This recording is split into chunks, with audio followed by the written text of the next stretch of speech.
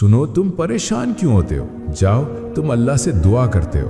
जब तुम अल्लाह से बातें करते हो तो इंसान कहता है, या अल्लाह मेरी मदद कर, तो अल्लाह आगे से जवाब देते हैं, सुन लो, बेशक अल्लाह की मदद करीब ही है। फिर इंसान कहता है, या अल्लाह पाक, अब सब्र करना मुश्किल हो गया है। अल्लाह फिर कहता है, और कहेंगे तुम पर रहमत हो, ये कि तुम्हारे सब्र का बदला है और आकिबत का घर खूब घर है। फिर इंसान कहता है, या अल्लाह पाक, मुझे दिल का सुकून चाहिए। अल्लाह फिर कहता है, जो लोग ईमान लाए और जिनके दिल अल्लाह के जिक्र से मुतमईन होते हैं, जान लो कि अल्लाह के जिक्र ही से दिलों को इत्मीनान नसीब होता है। फिर इंसान कहता है, या अल्लाह पाक, मेरी जिंदगी में हर तरफ मायूसी है।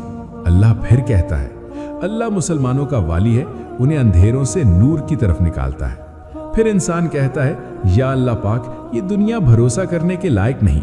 फिर अल्लाह कहता है, और दुनिया की जिंदगी तो महज धोखे का सामान है। फिर तुम क्यों परेशान होते हो? अल्लाह से बातें किया करो, अल्लाह से अपनी हर बात शेयर किया करो। अल्लाह ताला आगे से आपको हर बात का जवाब देता है।